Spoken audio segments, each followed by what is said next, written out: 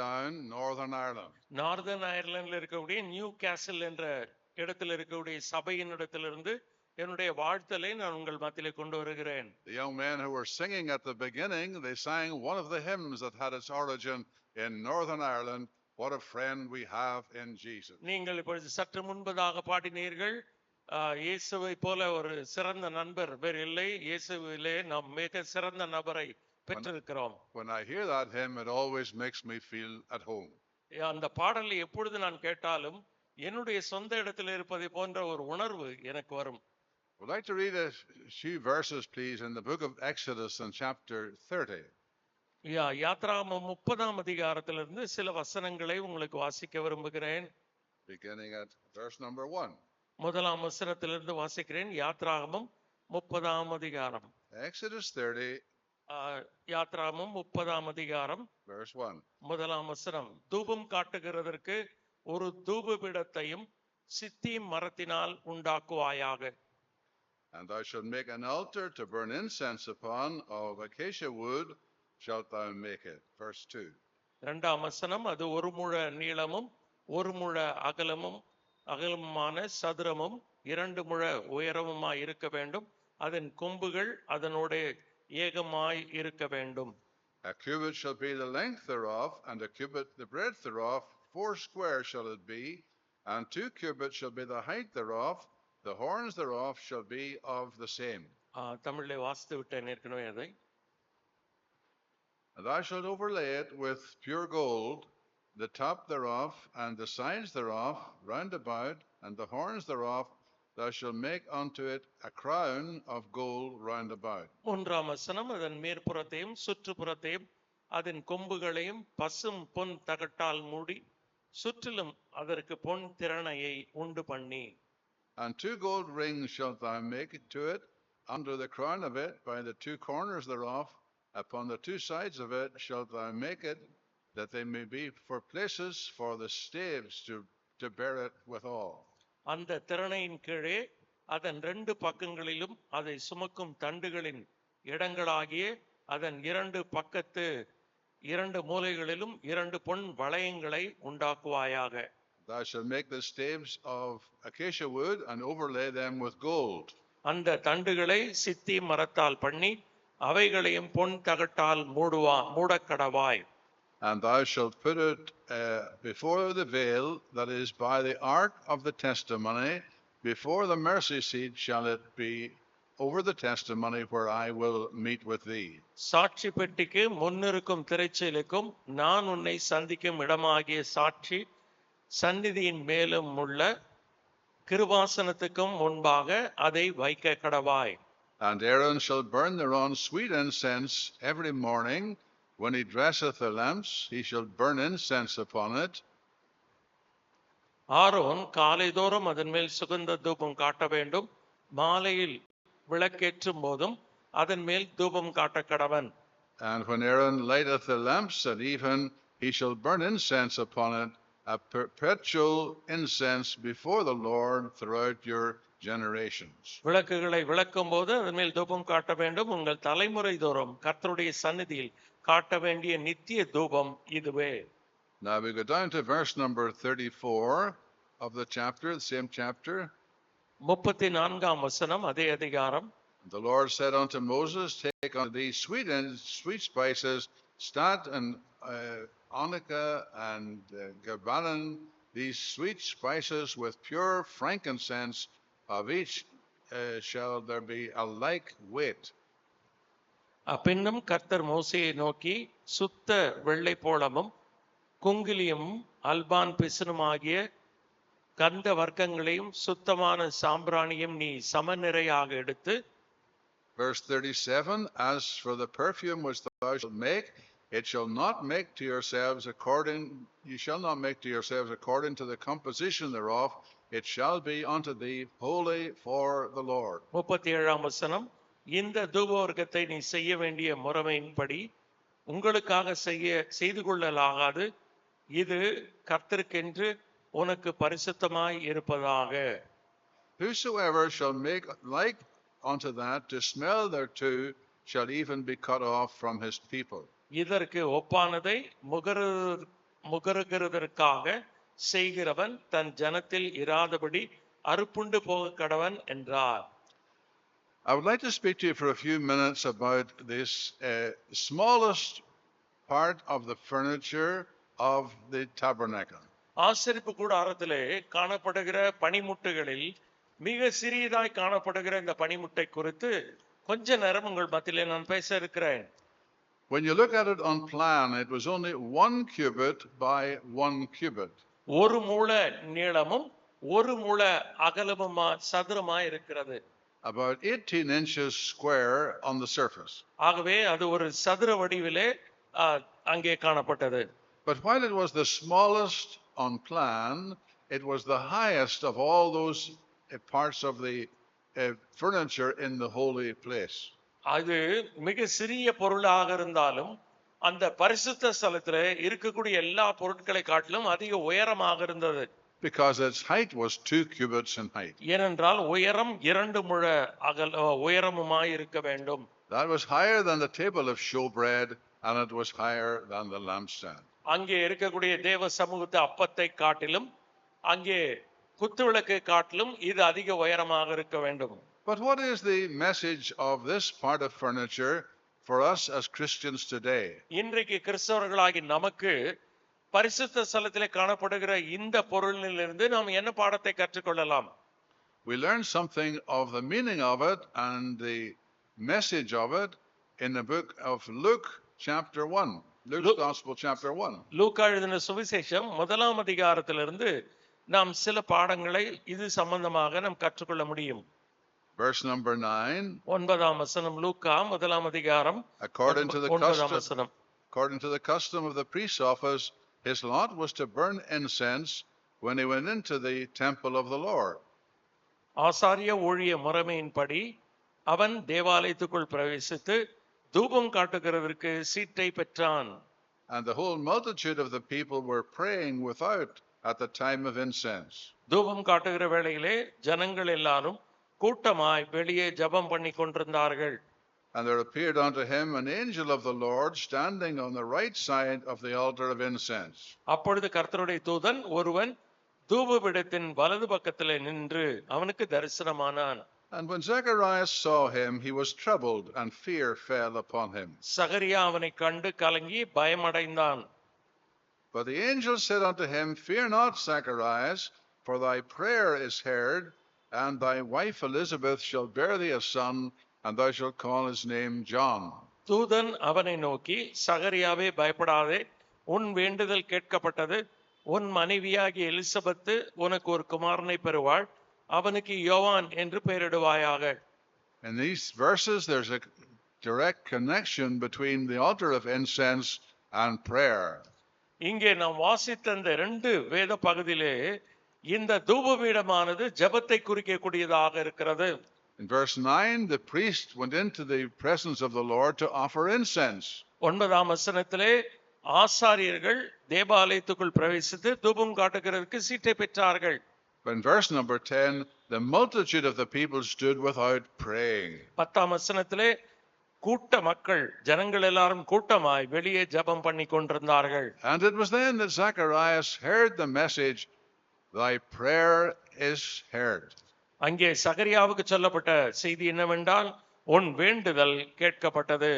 Now we'll read just one more verse, please, in Revelation chapter 5. வெளிப்படுத்தின விசேஷம் 5ஆம் அதிகாரம் இன்னொரு வசனத்தை கூட உங்களுக்கு வாசிக்க விரும்புகிறேன். Revelation 5 and verse number 8. 8ஆம் வசனம் 5:8. When he had taken the book, the 4 beasts and the 24 elders fell down before the Lamb, having every one of them harps and golden vials full of odors, which are the prayers of saints. அந்த புஸ்தகத்தை அவர் வாங்கின போது அந்த 4 ஜீவன்களும் 24 மூப்பர்களும் தங்கள் தங்கள் சுர மண்டலங்களையும் பரிசுத்தவான்களுடைய ஜபங்களாகிய தூப வர்க்கத்தால் நிறைந்த பொற்கலசங்களை பிடித்து கொண்டு ஆட்டுக்குட்டியானவருக்கு முன்பாக வணக்கமாய் விழுந்து. Now again, Revelation 5 and verse 8 connects prayer with this altar of incense. வெளிப்படுத்தின விசேஷம் 5ஆம் அதிகாரம் 8ஆம் வசனம் இந்த தூப பீடத்தோடு பரிசுத்தவான்களுடைய ஜெபத்தை சம்பந்தப்படுத்தி சொல்லுகிறது. It speaks of the value of prayer in heaven. பரலோகத்திலே ஜெபம் எவ்வளவு மதிப்புடையதாக இருக்கிறது என்பதை The இது gold- காண்பிக்கிறது. The golden vials full of odors, which are the prayers of saints.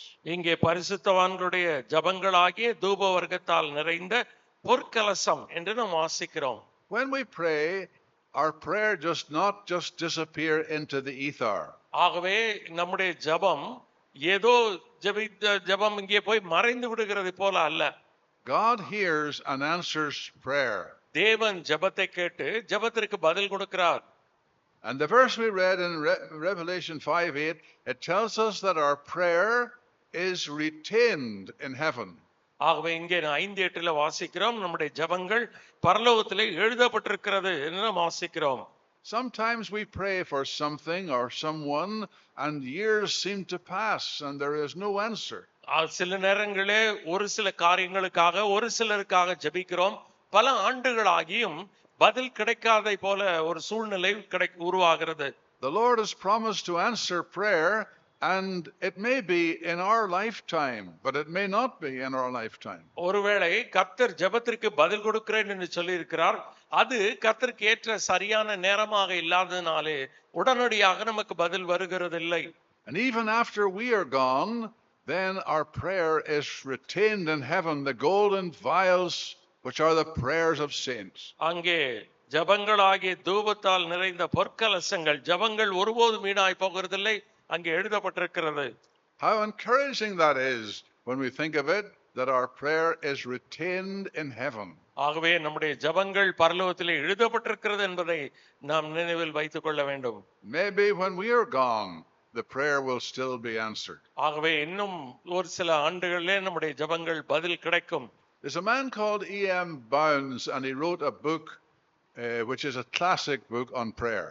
ஆகவே E.M. பவுன்ஸ் என்ற தேவ ஊழியர் ஜெபத்தை குறித்தான ஒரு மிக சிறந்த ஒரு நூலை எழுதி இருக்கிறார். And he speaks in that book about the legacy of prayer.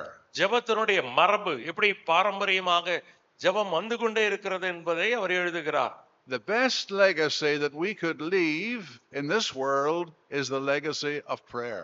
நாம் இந்த உலகத்திலே வருகிற தலைமுறைக்கு விட்டு செல்ல வேண்டிய மிக சிறந்த மரபு என்னவென்றால் ஜெபம் மட்டும்தான். His thought was based on this verse in Revelation 5 and verse 8. ஆகவே இதைத்தான் வெளிப்படுத்தின விசேஷம் 5ஆம் அதிகாரம் 8ஆம் வசனத்திலே நாம் வாசிக்கிறோம். We pray for our families, we leave for them a legacy of prayer in this world. ஆகவே நம்முடைய குடும்பங்களுக்காக நாம் ஜெபிக்கிறோம். ஜெபித்த பின்பு ஜெபமாகிய மரபை இந்த உலகத்திலே விட்டு நாம் போகிறோம். And we have faith in the Lord that he will fulfill his promise and answer according to his will. அவருடைய சித்தத்தின்படி தேவன் நம்முடைய ஜெபங்களுக்கு பதில் கொடுப்பார் என்ற விசுவாசம், வாக்குத்தத்தம் நமக்கு இருக்கிறது. Always remember to leave the legacy of prayer. நாம் ஜெபம் என்ற மரபை இந்த உலகத்தில் விட்டு செல்லுகிறோம். Far more important than property or earthly possessions. இந்த உலகத்தினுடைய சொத்துக்கள், உலகத்தினுடைய பொருட்கள் எல்லாவற்றை விட நம்முடைய ஜெபத்தை விட்டு செல்வதுதான் மிக சிறந்த மரபு. Something that is for eternity. இது நித்தியத்திற்கான ஒரு சொத்தாக இருக்கிறது. God hears and answers prayer. தேவன் ஜெபத்தை கேட்டு பதில் தருகிறார். So the altar that we have read about in Exodus chapter 30 is the golden altar. நாம் யாத்ராகமம் 30ஆம் அதிகாரத்தில் வாசித்த இந்த தூபபீடமானது பொன்னால் மூடப்பட்டதாக இருந்தது. It's sometimes called the altar of incense. அது தூபபீடம் என்று அழைக்கப்படுகிறது. Because as you'll have seen in the reading, day by day the priest went to the altar of incense and replenished the offering. அங்கே தினந்தோறும் ஆசாரியன் இந்த தூபபீடத்தினிடத்தில் போய் அதிலே சுகந்த வாசனை தூபங்களை போடுவார். He went in the morning and he went in the evening. காலையிலும் அதை செய்வார், மாலையிலும் அதை செய்வார். Now that is into the holy place, the central compartment of the tabernacle. அந்த ஆசரிப்பு கூடாரத்திலே பரிசுத்த ஸ்தலத்திலே, அதாவது இரண்டாவது இடமாகிய பரிசுத்த ஸ்தலத்திலே தான் இந்த தூபபீடம் இருந்தது. Beyond the holy place was the holiest of all. இந்த பரிசுத்த ஸ்தலத்தை தாண்டி மகா பரிசுத்த ஸ்தலம் இருந்தது. The only part of furniture there was the Ark of the Covenant and the mercy seat. அங்கே மகா பரிசுத்த ஸ்தலத்திலே காணப்பட்ட ஒரே பொருள் என்னவென்றால் அங்கே உடன்படிக்கை பெட்டி, அங்கே கிருபாசனம். But then there is the inner, the central portion, which is the holy place. இதுக்கு மத்தியிலே பரிசுத்த ஸ்தலம் என்ற ஒரு ஸ்தலம் இருந்தது. And the veil, there was a veil that divided between the holiest of all and the most and the holy place. ஆகவே இந்த பரிசுத்த ஸ்தலத்தையும் மகா பரிசுத்த ஸ்தலத்தையும் பிரிப்பதற்கு திரை இருந்தது, திரைச்சீலை. Now, in that central compartment, there were 3 pieces of furniture. அந்த மத்தியிலே பரிசுத்த ஸ்தலம் இருக்கிறதுலவா, அதுல 3 விதமான பொருட்கள் இருந்தன. There was a table of showbread. அங்கே தேவ சமூகத்துக்கு அப்பங்கள் வைக்கக்கூடிய மேஜை இருக்கும். With 12 loaves on the table. அந்த மேஜையிலே 12 அப்பங்கள் இருக்கும். It represented the 12 tribes of Israel. இஸ்ரவேலுடைய 12 கோத்திரங்களை குறிக்கக்கூடிய 12 அப்பங்கள் வைக்கப்பட்டிருக்கும். Then there was the candlestick with its 7 lamps to shine before God. தேவனுக்கு முன்பாக பிரகாசிக்க தக்கதான 7 கிளைகள் உள்ள ஒரு பொன் கொத்து விளக்கு அங்கே இருக்கும். It's known as the menorah. It's called the menorah. The menorah is the lampstand. அங்கே மெனோரா என்று அழைக்கப்படுகிறது. In Israel today, outside the Knesset, which is the Israeli parliament, there is a huge brass menorah. அங்கே Gennesaret என்ற இடத்திலே இஸ்ரவேலினுடைய பாராளுமன்றத்துக்கு வெளியே இப்படிப்பட்ட ஒரு பெரிய பொன் குத்துவிளக்கினுடைய மாதிரி, அதாவது வெண்கலத்தால் பிராஸ் பித்தளையினால் செய்யப்பட்ட ஒரு குத்துவிளக்கை வைத்திருக்கிறார்கள். And the reason for that is because they are going back to the book of Exodus and we see what's there.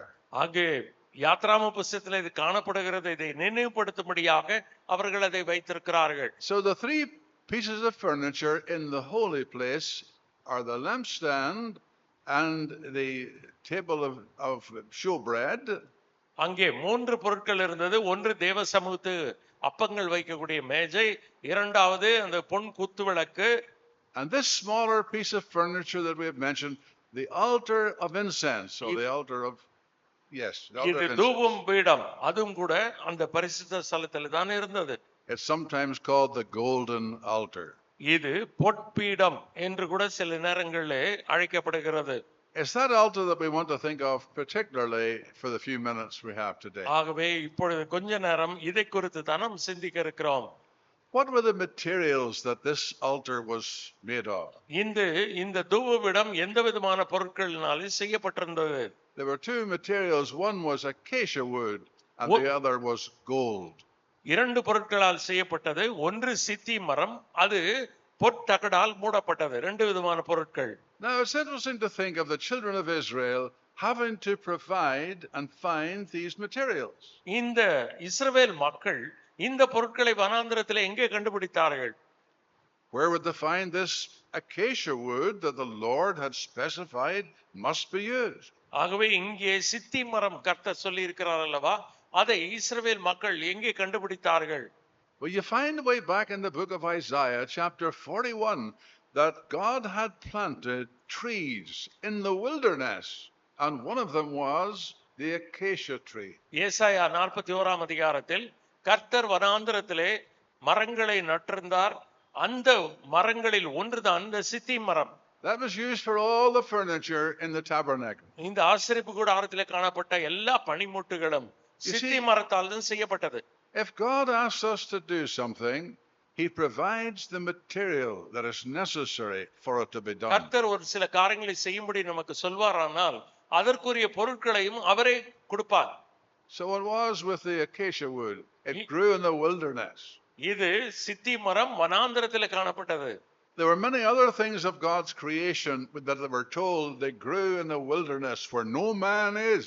ஆகவே எந்த மனிதனும் இல்லாத வனாந்திரமான இடங்களில் கூட தேவன் சில பொருட்களை விளையச் செய்கிறார். There's one mentioned in the book of Job, a herb that grows in the wilderness where no man is. ஒரு மனிதனும் வசிக்காத இடத்துல கூட சில செடிகள், சில தாவரங்கள் வளர்க்கிறதாக யோபின் புத்தகத்திலே நாம் வாசிக்கிறோம். No man is there to see it and to appreciate it. அதை கண்டு அது மெச்சிக்கொள்ளத்தக்கதாக வனாந்திரத்திலே ஒருவரும் இல்லை. It's unseen by the eyes of men. ஆகவே ஒரு மனிதனுடைய பார்வைக்கு இல்லாத இடங்களில் கூட தேவன் விளையச் செய்கிறார். But why does God cause things to grow in the wilderness where no one will ever see them? No one will ever appreciate them. உலகமே எந்த மனிதனும் பார்க்காத, எந்த மனிதனும் மெச்சிக்கொள்ளாத வனாந்தரமான இடங்களிலே ஏன் தேவன் சில தாவரங்களை வளரச் செய்கிறார்? We remember what the scripture says, all things were created by him and for him. சகலமும் அவராலும் அவருக்கென்றும் சிருஷ்டிக்கப்பட்டிருக்கிறது என்று வேதத்திலே வாசிக்கிறோம். Men may benefit from them and appreciate them, but they're all for him, the creator, the Lord Jesus. ஆகவே இதை மனிதர்கள் எடுத்து பயனடைகிறார்களா இல்லையோ, தேவன் சகலவற்றையும் தமக்காக படைத்திருக்கிறார். So there was acacia wood in plentiful supply even in the wilderness. ஆகவே இந்த சித்தி மரம் வனாந்தரத்தில் கூட அவர்களுக்கு கிடைத்திருக்கிறது. How amazing are the ways of God. ஆகவே நம்முடைய தேவன் அற்புதமான தேவன். Before he asked the people to use acacia wood, he had planted the trees in the desert in the wilderness. அவர் சித்தி மரத்தை எடுத்து இந்த பொருட்களை செய்யும்படி சொல்வதற்கு முன்பதாகவே வனாந்தரமான இடங்களில் சித்தி மரத்தை வளரச் செய்திருக்கிறார். But the other material they would need was gold. அடுத்து ஒரு பொருள் பொன். Where would they find gold in the wilderness? வனாந்தரத்திலே பொன் அவர்களுக்கு எங்கிருந்து கிடைத்தது? Well, we remember at the beginning of the book of Exodus, you read of the children of Israel fleeing from Egypt, released from Egypt. இந்த யாத்ராவும் ஆரம்ப அதிகாரங்கள் படிப்போமானால் இஸ்ரவேல் மக்கள் எகிப்தியரை கொள்ளையிட்டார்கள் என்று வாசிக்கிறோம். You will remember that there were 10 plagues necessary before Pharaoh's hard heart let the people go. ஆகவே பார்வோனுடைய கடினமான இருதயம் இளகி இந்த ஜனங்களை அனுப்பும்படியாக 10 வாதைகள் தேவைப்பட்டது. And the Egyptians were so glad to see them going, they gave them everything, gold and silver and all that they would desire. எகிப்தியர்கள் இந்த இஸ்ரவேல் மக்கள் தங்களை விட்டு போவதை குறித்து அதிக சந்தோஷம் அடைந்தார்கள். ஆகவே அவர்கள் கேட்டதிலும் தாராளமாக கொடுத்தார்கள். The word that's used in the Bible is they plundered the Egyptians. அவர்கள் எகிப்தியரை கொள்ளையிட்டார்கள் என்று வேதம் சொல்லுகிறது. That does not mean that they stole from the Egyptians. அப்படியானால் எகிப்தியரிடத்திலிருந்து அவர்கள் கொள்ளையடித்தார்கள், திருடினார்கள் என்று அர்த்தம் அல்ல. They were due several years of wages and now it was being paid. அவர்கள் பல ஆண்டுகள் கடினமாக உழைத்ததனுடைய சம்பளம் இப்பொழுது அவர்களுக்கு கிடைத்திருக்கிறது. So there was a plentiful supply of gold. ஆகவே அதிகமான பொன் வனாந்தரத்தில் அவர்களுக்கு கிடைத்திருக்கிறது. And for the furniture of the tabernacle, acacia wood and gold were necessary. ஆகவே இந்த தூபபீடத்தை கட்டுவதற்கு வனாந்தரத்திலே சித்தி மரமும் பொன்னும் அவர்களுக்கு தேவைப்பட்டது. Why was it that these particular materials were required? ஏன் இப்படிப்பட்ட பொருட்கள் தேவைப்பட்டது? Acacia wood was the incorruptible wood of the desert. ஆகவே இந்த சித்தி மரம் என்பது வனாந்தரத்திலே கெட்டுப்போகாத ஒரு மரம். It speaks to us of the humanity of the Lord Jesus. இது நம்முடைய கர்த்தராகிய இயேசு கிறிஸ்துவினுடைய மனுஷீக தன்மையை குறிக்கிறது. He lived in this world and even in his death, the scripture says, he saw no corruption. அவர் இந்த உலகத்திலே வாழ்ந்தார். அவர் சிலுவையிலே மரிக்கும் போது கூட அவருடைய மாம்சம் அழிவை காணவில்லை.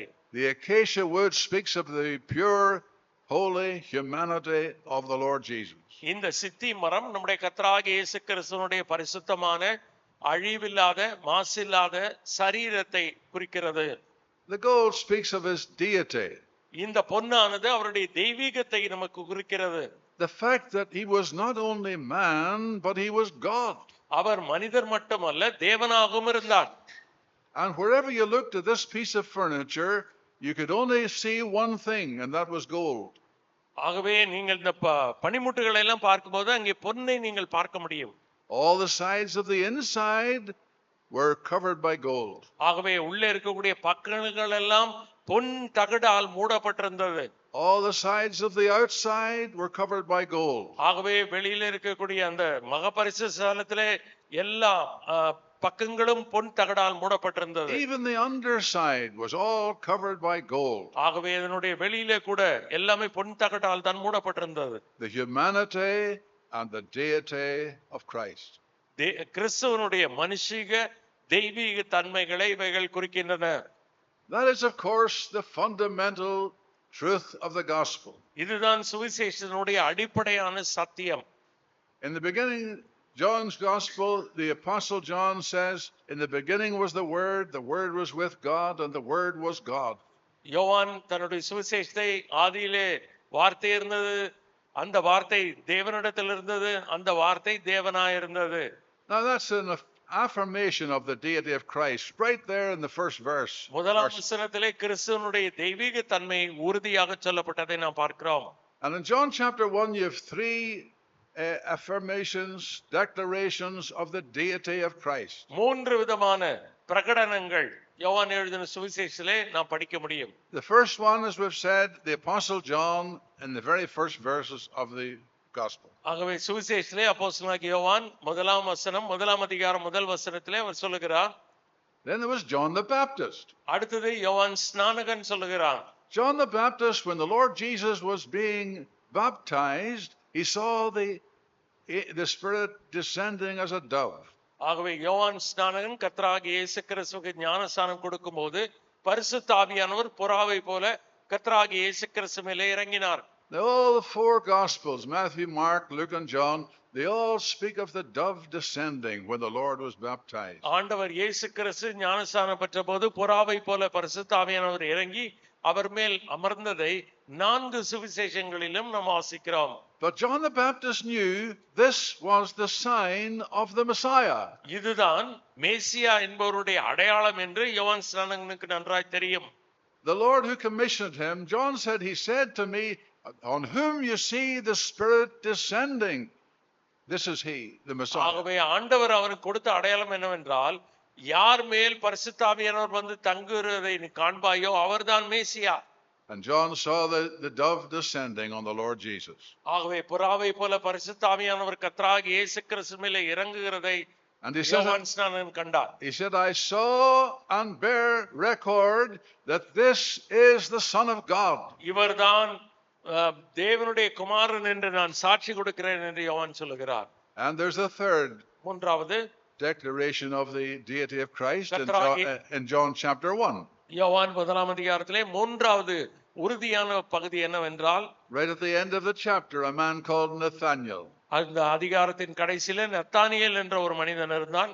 And Philip, one of the disciples, went to find Nathanael and to call him to come to Jesus. கர்த்தராகிய இயேசு கிறிஸ்துவினிடத்திலே வரும்படியாக பிலிப் போய் அவனை அழைத்தான். Now he was under a fig tree and he could not be seen. ஆக வெளியே தெரியாமல் அத்திமரத்தின் கீழே மறைந்து காணப்பட்டான். The branches of a fig tree will bow over and go right down to the ground. ஆகவே அந்த அத்திமரத்தினுடைய இலைகள்லாம் அவனை முழுதுமாக மூடி மறைத்திருந்தது. So a person who was under a fig tree couldn't be seen. ஆகவே அத்திமரத்தை கீழே இருக்கிற மனிதர்களை பார்க்க முடியாது. But the Lord sent Philip to speak to this man and to call him. ஆகவே பிலிப்பை பார்த்து இந்த மனிதனை அழைக்கும்படி ஆண்டவர் சொல்லுகிறார். And when he came from under the fig tree, he asked the Lord, how do you know me? Whence knowest thou me? ஆகவே இப்பொழுது கேட்டான் நாத்தான்வேல் ஆண்டவரை பார்த்து, என்னை நீர் எப்படி அறிவீர் என்று கேட்டான். Because the Lord greeted him with these words, an Israelite indeed, in whom there is no guile. இதோ கபடமற்ற உத்தம இஸ்ரவேலன் என்று ஆண்டவர் அவனை குறித்து சொன்னார். Now that was a high commendation from the Lord that time. அந்த நேரத்திலே கர்த்தர் கொடுத்த மகாபரிய பாராட்டுக்குரிய வார்த்தை இது. And Nathanael said, how do you know me? Whence knowest thou me? நத்தான்வேல் கேட்டான், ஆண்டவரே என்னை நீர் எப்படி அறிவீர்? He came to realize that this was the omniscient Son of God. He knows all things. அவர் எல்லாவற்றையும் சகலத்தையும் அறிந்திருக்கிறார். அவர் இஸ்ரவேலின் ராஜா மேசியா என்று சொன்னார். And Nathanael said, thou art the Son of God. Thou art the King of Israel. நீர் இஸ்ரவேலின் ராஜா, ஜீவனுள்ள தேவனுடைய குமாரனாய் கிறிஸ்து என்று சொன்னார். Yes, the acacia wood was overlaid with gold. ஆகவே சித்தி மரமானது பொன் தகடால் மூடப்பட்டிருந்தது. You cannot separate the deity of Christ from the humanity of Christ. கிறிஸ்துவனுடைய தெய்வீகத்தையும் அவருடைய மனுஷிகத்தையும் ஒருபோதும் பிரிக்க முடியாது. Humanity clothed with deity. அவருடைய மனுஷிகமானது தெய்வீகத்தினாலே மூடப்பட்டிருந்தது. and all of gold could be seen. ஆகவே வெறும் அந்த பொன் தகடை மட்டுமே பார்க்க முடியும். Now that's the materials that were used to make this piece of furniture. ஆகவே இந்த பொருட்கள் விட்டு அது எப்படி செய்யப்பட்டது என்பதை நாம் பார்க்கலாம். And we've got the size of it. We இதனுடைய saw அளவுகள் சொல்லப்பட்டிருக்கிறது. 1 cubit by 1 cubit by 2 cubits in height. அது 1 முழ நீளமும் 1 முழ அகலமும் சதுரம் 2 முழ உயரமுமாய் இருக்க வேண்டும். And the materials, but what about the men who had to make this piece of furniture? அது மட்டுமல்ல, இதை செய்யக்கூடிய மனிதர்கள் யார் என்பதையும் குறித்து கூட நாம் படிக்கிறோம். God who selected the materials, he selected the men to make the piece of furniture. ஆகவே ஆண்டவர் இந்த பொருட்களை கண்டுபிடித்தவர், அவர் இதை செய்யக்கூடிய மனிதர்களையும் கண்டுபிடித்து வைத்திருக்கிறார். If you glance at the first verse of chapter 31, 31ஆம் அதிகாரம் 1ஆம் வசனத்திலே, in verse 2 and 3, 2ஆம் வசனம் 3ஆம் வசனத்திலே speaks of two men being called by the Lord, Bezaleel and Aholiab. ஆகவே பெசலெயேல் என்பவனை குறித்து நாம் இங்கே படிக்கிறோம். And these two men were from different backgrounds. இந்த இரண்டு பேருமே அகோலியாபையும், அவர்கள் 2 பேருமே வெவ்வேறு பின்னணியைச் சேர்ந்தவர்கள். Bezaleel, he was from the tribe of Judah. Bezalel அவன் யூதா கோத்திரத்தைச் சேர்ந்தவன். The tribe of the great man. பெரிய மனிதனுடைய ஒரு பெரிய கோத்திரம் அது. David was from the tribe of Judah. தாவீது யூதா கோத்திரத்தைச் சேர்ந்தவன். The royal line came through the tribe of Judah. யூதா கோத்திரத்திலே தான் ராஜரீக கோத்திரமாக இருக்கிறது. In Hebrews chapter 7 we read, it is evident our Lord sprang out of Judah. எபிரேயர் 7ஆம் அதிகாரத்தில் வாசிக்கிறோம், நம்முடைய கர்த்தராகிய இயேசு கிறிஸ்துவானவர் யூதா கோத்திரத்திலிருந்து வந்தவர். So Bezaleel was from that tribe. ஆகவே அந்த கோத்திரத்தைச் சேர்ந்தவன் தான் Bezalel. And the other man, Aholiab, he was from the tribe of Dan. தான் கோத்திரத்தைச் சேர்ந்தவன் தான் Oholiab. And that was a very small tribe. அது ஒரு சின்ன கோத்திரம். If you look at a Bible map and see the territory that was given to Judah, it was a huge territory. ஆகவே யூதாவினிடத்தில் இந்த பொறுப்பு கொடுக்கப்பட்ட போது, இடம் கொடுக்கப்பட்டது, ஒரு பெரிய எல்லை. You look at the territory that's given to Dan, and it's a very small territory. ஆனால் இந்த தான் கோத்திரத்துக்கு கொஞ்சம் இடம் தான் கொடுக்கப்பட்டது, சின்ன ஒரு கோத்திரம் அது. So there could have been a difference between these two men. ஆகவே இந்த 2 பேருக்கிடையே கூட வித்தியாசம் இருக்கிறது. Their backgrounds were different, but they united to do the work of God. 2 பேருடைய பின்னணி வெவ்வேறாக இருந்த போதும் கர்த்தருடைய பணி செய்வதற்கு 2 பேரும் ஒன்றிணைந்து காணப்பட்டார்கள். We need to remember whatever differences there are between us, when we come to the assembly, they're left outside. ஆகவே நாம் வெவ்வேறு பின்னணியிலிருந்து வந்தாலும் நாம் கர்த்தருடைய பணியிலே ஒன்றாக இணைந்து செயல்பட வேண்டும் சபையிலே. These two men, there were different backgrounds, but they united to do the work of God, to build these pieces of furniture. ஆகவே இந்த 2 பேரும் வெவ்வேறு பின்னணியிலிருந்து வந்தாலும் கர்த்தருடைய பணிக்கென்று கர்த்தருடைய பணிமுட்டுகளை செய்வதற்கு ஒன்றிணைந்து காணப்பட்டார்கள். The two men who built it, it says they were filled with the Spirit of God. தேவனுடைய ஆவியினால் அவர்கள் நிரப்பப்பட்டார்கள் என்று வாசிக்கிறோம். Verse 3 says, I have filled them with the Spirit of God and with wisdom. 5ஆம் வசனத்திலே அவனை தேவ ஆவியினால் நிரப்பினேன் என்று கர்த்தர் சொல்லுகிறார். Now there is no doubt that these men were great craftsmen, expert in what they did. அவர்கள் செய்கிறதிலே கை தேர்ந்த நிபுணர்களாக நல்ல வேலைக்காரர்களாக இருந்தார்கள் என்பது உண்மைதான். But the Lord clothed their work and their abilities and filled them with the Holy Spirit of God. ஆனாலும் கூட அவர்களோடு கூட இருக்கிற திறமைகள் பலம் இதோடு சேர்த்து கர்த்தர் தேவ ஆவியினாலும் அவர்களை நிரப்பினார். It's one of a number of the works of the Holy Spirit in the Old Testament. பழைய ஏற்பாட்டிலே பரிசுத்த ஆவியானவருக்கு நிறைவை குறித்து நாம் அதிகமாக படிக்கிறோம். And we see him working through these men to do God's work in making the furniture. இந்த பணிமுட்டுகளை செய்வதற்கு தேவனுடைய ஆவியானவர் இந்த மனிதர்களை நிரப்பி பயன்படுத்தினார். But what was it for, this ark of gold? இந்த பொன் தூபபீடத்திலே 4வது இருக்கிற காரியம் என்ன? You find that we're told here the priest went in every single morning to this altar. ஆகவே இது ஒவ்வொரு நாள் காலை வேளையிலும் இது தூபம் போட வேண்டும் என்று நாம் வாசிக்கிறோம்.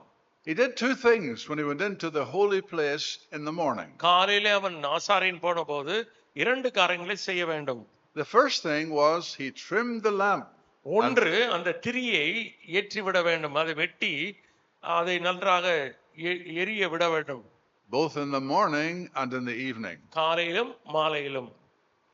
So he filled the oil and trimmed the lamp that the light would shine the brighter. ஆகவே இந்த ஒளி பிரகாசமாய் எரியத்தக்கதாக அந்த திரிகளை எல்லாம் வெட்டி அதை நன்றாக ஒழுங்குபடுத்த வேண்டும். You know, it was a very important task to trim the lamps. ஆகவே இந்த குத்துவிளக்கினுடைய திரிகளை வெட்டி அதை எரிய விடுவது மிக நல்ல வேலை. And God had designated and designed two little pieces of furniture, two little pieces of equipment rather, to do this trimming of the lamp. ஆகவே இந்த திரிகளை வெட்டுவதற்கு ரெண்டு பொருட்கள் அங்கே சொல்லப்பட்டிருக்கிறது. One was a little pair of golden tongs. ஒன்று அதை பிடிக்கக்கூடிய பொருள், அந்த திரியை பிடிக்கக்கூடிய பொருள். The other part was a little bowl that was gold as well. இன்னொன்று அது வெட்டக்கூடிய பொன்னால் செய்யப்பட்ட அந்த கத்திரிக்கோல். You see how that gold persists right through in the pieces of furniture and in these implements that were given. ஆகவே இந்த பனிமுட்டுகள் அதை சரி செய்யக்கூடிய சின்ன சின்ன காரியங்கள் கூட அங்கே கொடுக்கப்பட்டிருக்கிறது. What were they for? அதெல்லாம் எதற்காக? The priest could trim off the burnt pieces of wick from அந்த திரி எல்லாம் எரிந்து போனதெல்லாம் ஆசாரியன் வெட்டி சுத்தப்படுத்த வேண்டும். And then he would put the burnt pieces into the golden receptacle. ஆகவே அதுக்குள்ளே ஒரு பாத்திரத்திலே அதை போட்டு விட வேண்டும். What was the result? அதனுடைய விளைவு என்ன? The light would shine brighter than it did before. அந்த முன்னால் இருந்ததை காட்டிலும் ஒளியானது அதிக பிரகாசமாக இந்த குத்துவிளக்கு எரிந்து கொண்டிருக்கும். Sometimes in our lives we need to have our lamps trimmed. ஆகவே சில நேரங்களில் நம்முடைய வாழ்க்கையில கூட இந்த குத்துவிளக்கை ஆண்டவர் வெட்டி எடுப்பார். And just like that burnt wick was cut back and left true to burn brighter, in our lives sometimes there are things that need to be trimmed away before we can shine brightly for God. நம்முடைய வாழ்க்கையில நம்ம கர்த்தருக்காக ஒளி விட்டு பிரகாசமா எரியத்தக்கதாக தேவையில்லாத இந்த திரியை போல கர்த்தர் நம்முடைய வாழ்க்கையிலும் பல காரியங்களை வெட்டி எடுக்கிறார். We need to remember that it was done in the temple, in the tabernacle, morning and evening. இந்த காரியங்கள் காலையிலும் மாலையிலும் ஆசரிப்பு கூடாரத்தில் செய்யப்பட்டதாக நாம் வாசிக்கிறோம். Something we should look at in our lives day by day. நாம் ஒவ்வொரு நாளும் நம்முடைய வாழ்க்கையில் இதை செய்து கொண்டே இருக்க வேண்டும். Is there anything that's holding back, that's hindering the work of God in my life? என்னுடைய வாழ்க்கையில இப்படிப்பட்ட கிரியைகளை தேவன் செய்து வருகிறார். Is there anything that's hindering the shining out of the light? நம்முடைய வாழ்க்கையிலே நாம் ஒளி விட்டு பிரகாசிப்பதற்கு தடையா இருக்கிற காரியம் என்ன? The Lord Jesus said, "Let your light so shine before men."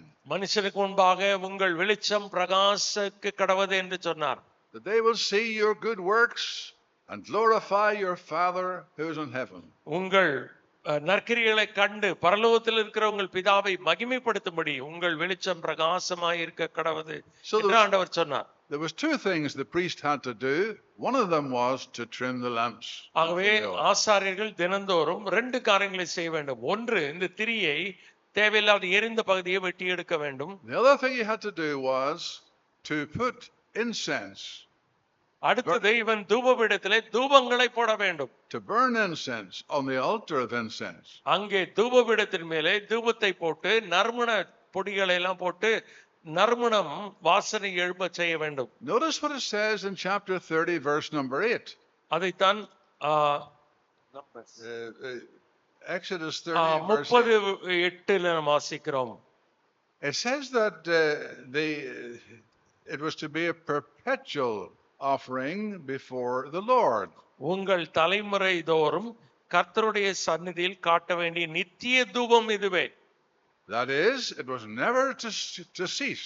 அது ஒருபோதும் நிறுத்தப்படக்கூடாது. That's why the priest went in morning and evening. அதைத்தான் ஆசாரியர்கள் காலையிலும் செய்தார்கள், மாலையிலும் செய்தார்கள். He went in the morning to make sure it would continue all day. ஆகவே அது காலையில் செய்யப்படுமானால் நாள் முழுவதும் அந்த தூப நறுமணம் இருந்து கொண்டே இருக்கும். He went in the evening to assure that it would continue all night. ஆகவே மாலையில் எதுக்கு போடுகிறார்கள் என்றால் இரவு முழுவதும் இந்த நறுமணம் காணப்படும். A perpetual offering before the Lord. இது நித்தியமாய் தலைமுறை தோறும் செலுத்த வேண்டிய தூபம்.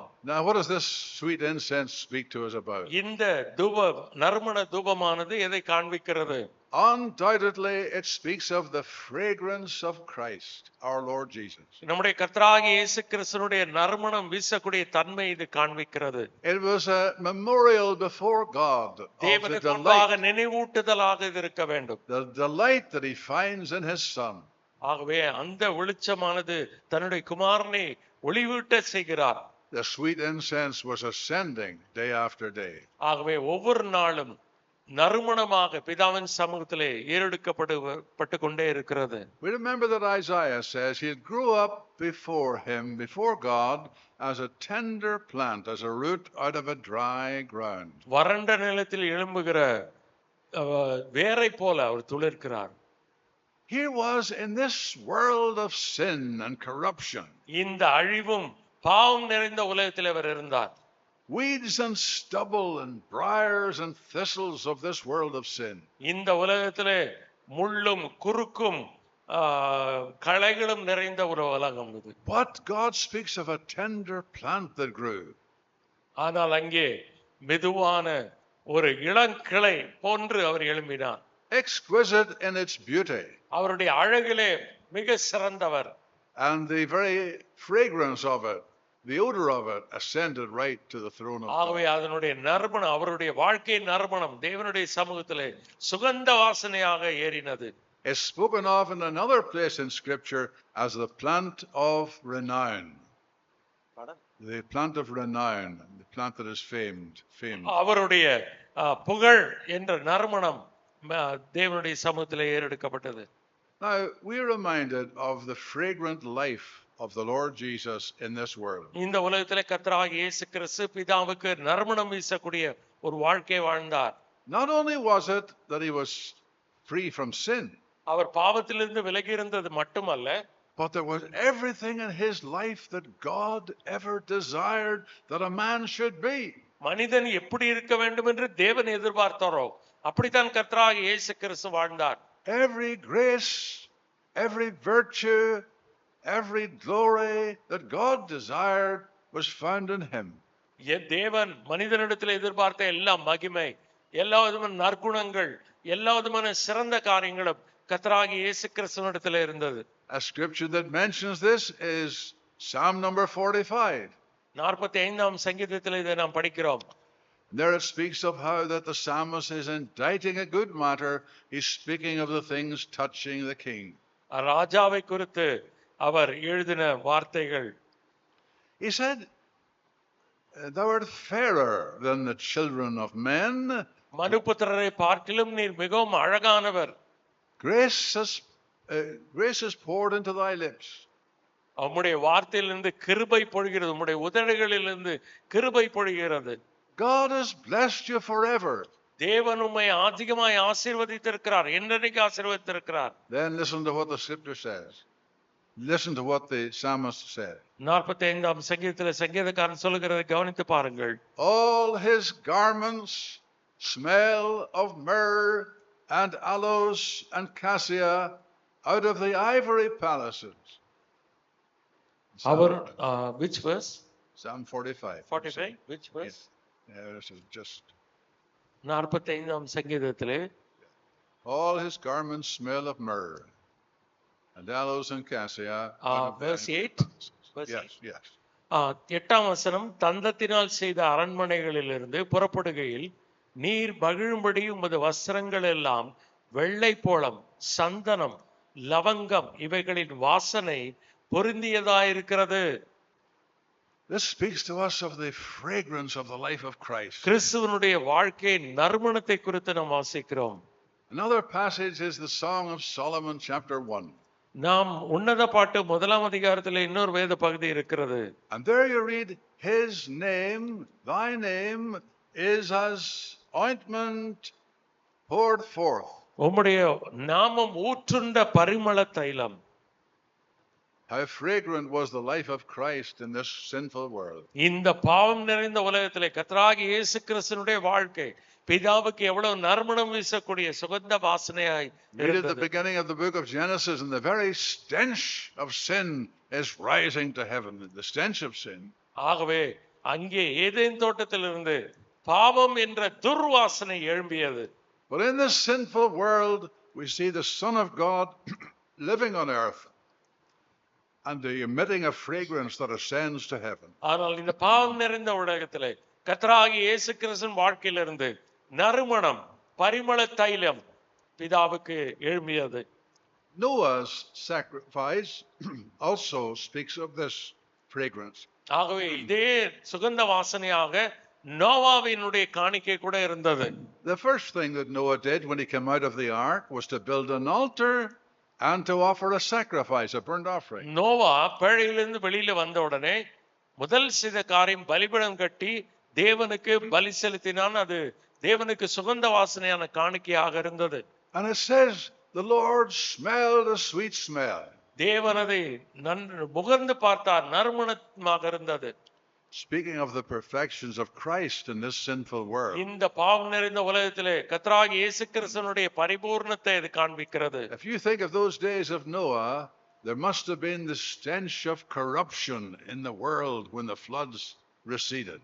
ஆகவே இந்த ஜலப்பிரளயம் வடிந்த உடனே அதிகமான நாற்றம் துர்நாற்றம் வீசி இருக்கும். ஏனென்றால் எவ்வளவு பிணங்கள்.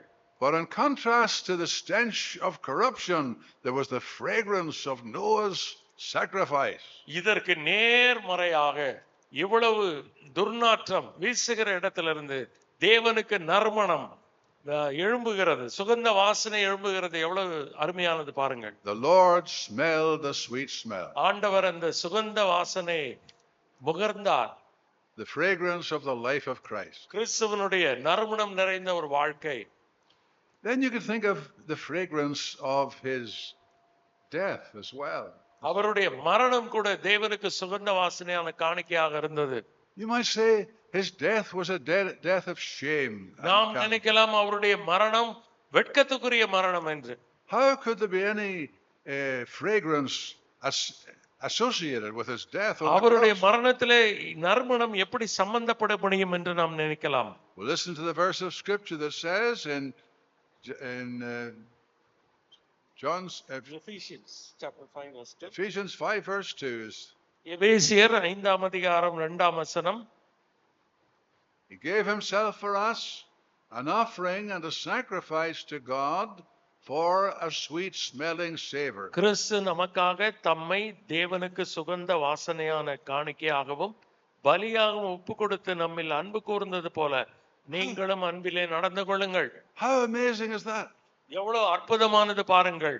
Even at Calvary, கல்வாரியிலே கூட amidst all the shame and suffering and humiliation that the Savior experienced. ஆகவே ஆண்டவர் இயேசு கிறிஸ்து பாடுகள், அவமானம், நிந்தை, துக்கம், பாடுகள் மத்தியிலும் கூட God speaks of a fragrance that ascended because of Calvary. Kalvari மூலமாக தேவனுக்கு சுகந்த வாசனையான காணிக்கை ஏறெடுக்கப்பட்டது. The Lord had pleasure in that work and that sacrifice of the cross. சிலுவையிலே கர்த்தராகிய இயேசு கிறிஸ்து நிறைவேற்றி முடித்த அந்த பலியிலே தேவன் பிரியமாயிருந்தார். A fragrant life and a fragrant death. அவருடைய வாழ்க்கை நறுமணமாயிருந்தது, அவருடைய மரணம் தேவனுக்கு நறுமணமாயிருந்தது. The burial of Christ was also marked by fragrance. The death of Christ, the burial of Christ was marked by fragrance. ஆகவே ஆண்டவராகிய இயேசு கிறிஸ்துவினுடைய மரணம் மட்டுமல்ல, அவருடைய அடக்கம் பண்ணுதலும் நறுமணமாக சுகந்த வாசனையாக இருந்தது.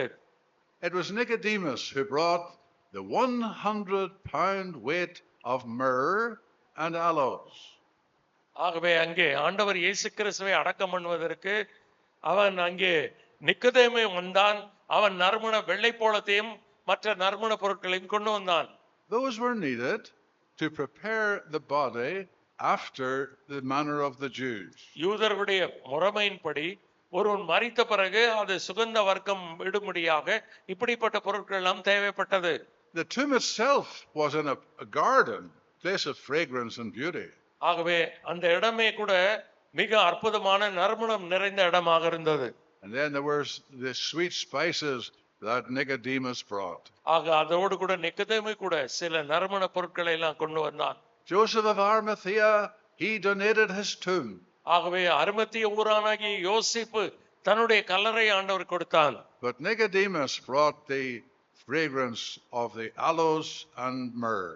ஆகவே வெள்ளை போளம் கரிய போளம் என்ற நறுமண பொருட்களை நிக்கதேமு கொண்டு வந்தான்.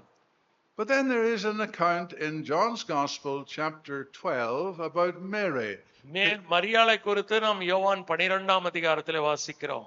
who came in beside where the Lord Jesus was, and she opened that casket of alabaster. It was of spikenard, very costly ointment. ஆண்டவர் இயேசு கிறிஸ்து பந்தி இருக்கையில் வெள்ளைக்கல் பரணி என்ற நறுமண தைலத்தை கொண்டு வந்து உடைத்து ஆண்டவருடைய பாதத்திலே ஊற்றினாள். She anointed the feet of the Lord Jesus and wiped them with the hairs of her head. ஆண்டவருடைய பாதத்தில் அதை உடைத்து ஊற்றி தன்னுடைய தலைமயிரினால் அதை துடைத்தாள். It says in that passage that the odor was felt, was known right throughout the whole house. அந்த நறுமணத்தினால் பரிமள தைலத்தினால் முழு வீடும் நிறைந்தது என்று நாம் வாசிக்கிறோம். And undoubtedly, even the 3 days or a few days later, when the Lord was crucified, that odor would have lingered that Mary brought. ஆகவே 3 நாட்கள் கழித்து கர்த்தராகிய இயேசு கிறிஸ்து சிலுவையிலே மரித்தபோது கூட அந்த நறுமணத்தின் வாசனை தொடர்ந்து இருந்திருக்கும். How do we know that? Is that just speculation on our part? அது எப்படி உங்களுக்கு தெரியும் என்று கேட்டால் நாம் கற்பனை செய்து பார்க்கலாம். No, the Lord Jesus said, against the day of my burial hast you done this. அவள் என்னுடைய அடக்கம் பண்ணுதலுக்கு எத்தனமாக இதை செய்தாள் என்று கர்த்தராகிய இயேசு கிறிஸ்து சொன்னார். The fragrant life of Christ, the fragrant death of Christ, the fragrant burial of Christ. கர்த்தராகிய இயேசு கிறிஸ்துவினுடைய வாழ்க்கை நறுமணமாக இருந்தது, அவருடைய மரணம் பரிமள தைலமாக இருந்தது, அவருடைய அடக்கம் பண்ணப்படுதலும் கூட பிதாவாகி தேவனுக்கு சுகந்த வாசனையான காணிக்கையாக இருந்தது. So the altar of incense, it was a perpetual remembrance before God of the perfections and glories of the life of Christ. ஆகவே இந்த தூபமானது நித்திய காலம் இருக்க வேண்டும். கர்த்தராகிய இயேசு கிறிஸ்துவினுடைய வாழ்க்கை பிதாவாகிய தேவனுக்கு முன்பாக சுகந்த வாசனையாக இருந்தது. So we thought about the materials that were used to build these pieces of furniture. இந்த பனிமுட்டுகள் எல்லாம் We've thought of the men who built them, Ahoilib and Bezalel. அங்கே Bezalel அகோலியா. And now it tells us where they were positioned. அது எங்கே வைக்கப்பட்டது என்று கூட நாம் பார்க்கலாம். Chapter 30 and verse 6. 30ஆம் அதிகாரம் யாத்ராகமம் 6ஆம் வசனம் 36. Thou shalt put it before the veil, that is by the ark of the testimony, before the mercy seat. It shall be over against the testimony where I will meet with thee. சாட்சி பெட்டிக்கு முன்னிருக்கும் திரைச்சீலைக்கும் நான் உன்னை சந்திக்கும் இடமாகிய சாட்சி சந்நிதியின் மேலும் உள்ள கிருபாசனத்துக்கு முன்பாக அதை வைக்க கடவாய். This shows us where it was placed in the holy place, but right against the veil. ஆகவே இது பரிசுத்த ஸ்தலத்திலே எங்கே வைக்கப்பட வேண்டும்? திரைச்சீலைக்கு பக்கத்திலே, திரைச்சீலை நோக்கி அது இருக்க வேண்டும். And when the priest went in and the incense was burning morning and evening, it ascended before the presence of God. ஆகவே காலையிலும் மாலையிலும் ஆசாரியர்கள் வந்து தூபம் போடும்போது அதனுடைய நறுமண வாசனை தேவனுடைய சமூகத்திலே சுகந்த வாசனையாக ஏறெடுக்கப்பட்டது. In the book of Leviticus chapter 16, you read about the priest who went in once a year into the presence of God. லேவியராகமம் 16ஆம் அதிகாரத்திலே வருடத்துக்கு ஒரு முறை பிரதான ஆசாரியன் மகா பரிசுத்த ஸ்தலத்திலே பிரவேசிக்கிறதை குறித்து நாம் வாசிக்கிறோம். There were 3 things that he must have before he could go through the veil into the holiest of all. அவன் அந்த திரைச்சீலின் வழியாக மகா பரிசுத்த ஸ்தலத்துக்குள்ள போவதற்கு முன்பதாக 3 காரியங்களை செய்ய வேண்டும். I've often thought of the high priest when he came near to that veil. and realize behind that veil is the presence of Almighty God. ஆகவே அந்த திரைச்சீலைக்கு அருகாமலே வரும்போது திரைச்சீலைக்கு உட்புறத்துல தேவனுடைய சர்வ வல்லவருடைய பிரசன்னம் இருக்கிறது என்பதை உணர வேண்டும். He would have thought in his mind, what do I need? What do I need to bring to enter in? ஆகவே உள்ளே போவதற்கு எனக்கு என்ன தேவைப்படுகிறது, நான் என்ன செய்ய வேண்டும்? One thing he had to have was the blood of the sin offering. ஆகவே அவனுடைய பாவத்திற்கான பிராயச்சித்தமாய் செலுத்தப்பட்ட இரத்தம் இருக்க வேண்டும். That blood was brought by the priest into the holiest of all. He sprinkled it with his finger 7 times on the Ark of the Covenant and 7 times before the Ark. ஆகவே அங்கே அந்த உடன்படிக்கை பெட்டிக்கு முன்னாலே 7 தரம் தெளிக்க வேண்டும், தூபபீடத்துக்கு முன்னாலே 7 தரம் தெளிக்க வேண்டும். So that was one thing was absolutely necessary. The Bible says not without blood. ரத்தம் இல்லாமல் உள்ளே பிரவேசிக்க முடியாது. Second thing he needed was he needed to have incense. அவன் தூபத்தை கொண்டு போக வேண்டும், தூப கலசத்தையும். The same incenses would be used in the altar of incense. அங்கே தூபபீடத்திலே பயன்படுத்தப்பட்ட அதே தூப கலசம் இவனுடைய கையில பிடித்து கொண்டு போக வேண்டும். And what he did was he took a handful of the incense, as much as his hand could hold. அவனுடைய கையில எவ்வளவு பிடிக்குமோ அவ்வளவு அவன் எடுத்து செல்ல வேண்டும். Okay, the first thing was the blood of the sin offering. அது அந்த இரத்தத்தோடு தன்னுடைய பாவத்துக்காக செலுத்தப்பட்ட இரத்தத்தையும் எடுத்து செல்ல வேண்டும். The second thing was a handful of incense, as much as his hand could hold. அவனுடைய கை எவ்வளவு தூரம் பிடிக்க முடியுமோ அவ்வளவாக தூப பொடியும் அவன் எடுத்து செல்ல வேண்டும். What was the third thing? மூன்றாவது காரியம் என்ன? The third thing was he had to have a censer full of fire. அக்கினி நிறைந்த ஒரு கலசத்தையும் அவன் எடுத்து செல்ல வேண்டும். He would have got it from the brazen altar outside. வெளியில இருக்கக்கூடிய வெண்கல பலிபீடத்திலிருந்து அந்த நெருப்பை எடுத்து செல்ல வேண்டும். It really was like a pot that was carried on chains. ஆகவே ஒரு சங்கிலி கட்டி அதிலே அவன் அந்த நெருப்பை எடுத்து செல்ல வேண்டும். It was full of burning coals. அது இந்த கரி எரிந்து கொண்டே இருக்கும் அதிலே. And the chains were long enough that the priest was not burned by the fire that he was ஆகவே இந்த சங்கிலி எதுக்கு என்றால் அந்த நெருப்பினாலே இந்த ஆசாரியனுக்கு அவன் எரிந்து போக கூடாது. Now what had he to do? இது எதை காண்பிக்கிறது? He had to take the handful of incense and put it on the fire. அவன் அந்த கை நிறைய தூப பொடியை எடுத்து அந்த நெருப்பிலே போட வேண்டும். As soon as he did that, the whole house, the whole room was filled with smoke. அவன் அதை செய்தவுடனே அந்த அறை முழுவதும் அந்த புகையினால் நிறைந்திருக்கும். The Ark of the Covenant and the mercy seat and the cherubim all were covered by the smoke. ஆகவே அங்கே இருக்கக்கூடிய உடன்படிக்கை பெட்டி, கிருபாசனம், அங்கே இருக்கக்கூடிய கேருபீன்கள் எல்லாமே இந்த வாசனை இந்த புகையினால் நிறைந்திருக்க வேண்டும். It meant that the priest was safe because he was covered. It was covered. The glory of God on the mercy seat was covered. அங்கே தேவனுடைய மகிமை, அங்கே கிருபாசனம் எல்லாமே மூடப்பட்டிருக்கிறது. அதனாலே ஆசாரியன் பாதுகாப்பா இருந்தான். It says about the 2 cherubim, they spread their wings as a covering over the Ark of the Covenant. அந்த உடன்படிக்கை பெட்டியை மேலே மூடத்தக்கதாக 2 கேருபீன்கள் செட்டைகளை விரித்து மூடி இருக்கும். That was another covering, the covering of the wings of the cherubim. கேருபீனுடைய அந்த செட்டைகளால் மூடப்பட்டிருக்கும். And then there was the covering of the incense that was burning on the fire. அந்த நெருப்பிலே எரிந்து கொண்டிருக்கக்கூடிய தூபம். The result was that Aaron was safe.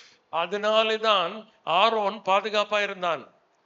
And he was accepted in that holiest of all. அந்த மகா பரிசுத்த ஸ்தலத்திலே அவன் அங்கீகரிக்கப்பட்டான். Now the time is going, so I'll not prolong it very much, but just to say 1 or 2 things and draw to a conclusion. நம்முடைய நேரம் வேகமாய் ஓடுகிறதுனாலே எல்லாவற்றையும் சொல்ல முடியாது. ஒரு சில காரியங்களை சொல்லி நான் முடிக்கிறேன். That incense that was offered on the altar of incense is described for us in chapter 30, the same chapter. அதே அதிகாரத்திலே இங்கே செலுத்தப்பட்ட அந்த தூப பீடத்தை குறித்து விவரம் சொல்லப்பட்டிருக்கிறது. And the constituents of it are all given in verse 34. 34ஆம் வசனத்திலே இதற்கான விவரம் சொல்லப்பட்டிருக்கிறது. அதில் பொருள் என்ன பொருட்கள்னாலே இது செய்யப்பட வேண்டும். There are 4 constituents. அங்கே 4 பொருட்கள்னாலே செய்யப்பட வேண்டும். And they were all in equal proportion. எல்லாமே சம நிறையாக எடுத்து செய்ய வேண்டும். Now I find that very interesting. அது மிக எனக்கு சுவாரஸ்யமாக இருந்தது. They were all equally weighed to be the same. அவைகள் எல்லாமே எடை போடப்பட்டு சம நிறையாக இருக்க வேண்டும். Undoubtedly it speaks of the glories of Christ, that in all things he was paramount.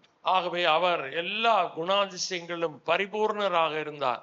The Bible says that grace and truth came by Jesus Christ. கிருபையும் சத்தியமும் நம்முடைய கர்த்தராகிய இயேசு கிறிஸ்துவினால் வந்தது என்று வேதம் சொல்லுகிறது. It wasn't truth at the expense of grace. கிருபை விட்டு சத்தியம் வரவில்லை. It wasn't grace at the expense of truth. சத்தியத்தை விட்டு கிருபை வரவில்லை. But both were perfectly balanced. இரண்டுமே சம அளவில் இருக்கிறது, கிருபையும் சத்தியமும். Grace and truth came by Jesus Christ. கிருபையும் சத்தியமும் நம்முடைய கர்த்தராகிய இயேசு கிறிஸ்துவினால் வந்தது. So the constituents of these sweet odors, sweet incenses, were all equally balanced. ஆகவே இந்த எந்த பொருட்களால் செய்யப்பட்டதோ அவைகளாம் சம நிறையாக எடுத்துக்கொள்ள வைக்கப்பட வேண்டும். They were mixed by an apothecary. ஆகவே தைலக்காரன் செல்வதை போல அதை கலக்க வேண்டும். Now we're told about what emerged was a perfume. This was the perfume or the fragrance that God had ordained would be used in the tabernacle. இந்த வாசனை திரவியத்தை தான் அந்த ஆசரிப்பு கூடாரத்தில் பயன்படுத்த வேண்டும் என்று தேவன் ஏற்படுத்தி இருக்கிறார். Notice what is said, that no one was ever to copy or imitate this perfume. இந்த வாசனை திரவியத்தை போல வேறொருவன் செய்யக்கூடாது, முகர்ந்தும் பார்க்க கூடாது. Verse 37 it says it was holy for the Lord. இது கர்த்தருக்கு என்று உனக்கு பரிசுத்தமாய் இருப்பதாக என்று 37ஆம் வசனத்தில் வாசிக்கிறோம். Verse 38 says anyone who would make a perfume like to it would be cut off from the congregation. 38ஆம் வசனத்திலே இதற்கு ஒப்பானதை முகருகிறதற்காக செய்கிறவன் தன் ஜனத்தில் இராதபடி அறுப்புண்டு போக கடவன் என்றார்.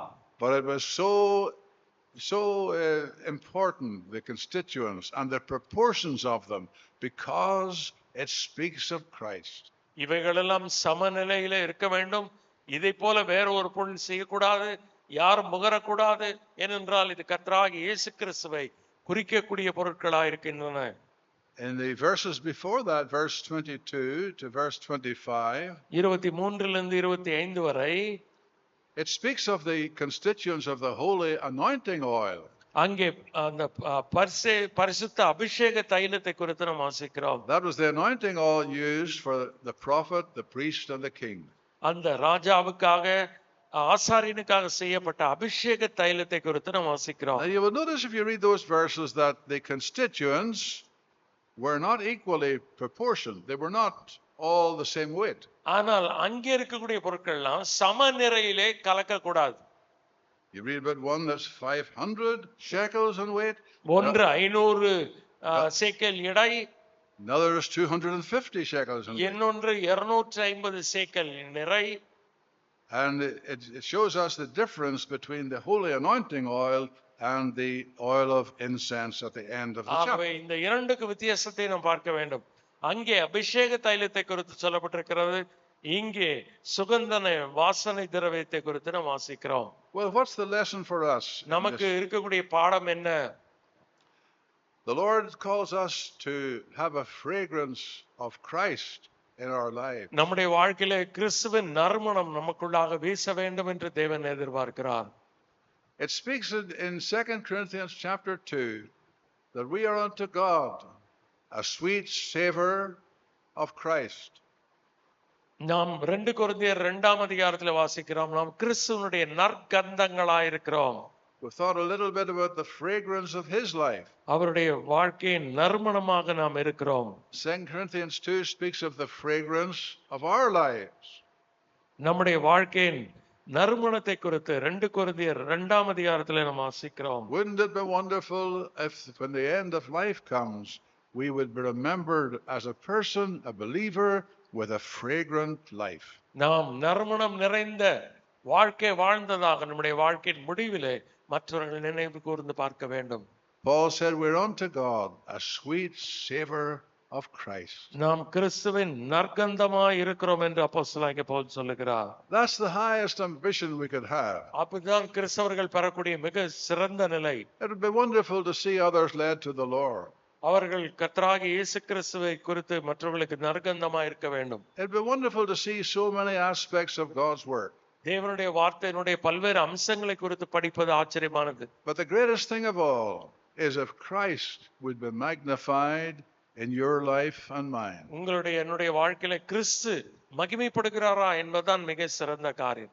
May the Lord bless this simple study from His Word this evening. நாம் இந்த மாலை வேளையிலே நாம் சிந்தித்த இந்த அடையாளங்களை தேவன் தாமே நமக்கு ஆசீர்வதித்து தருவாராக. And may it have a message both for the speaker and for the hearer. Amen.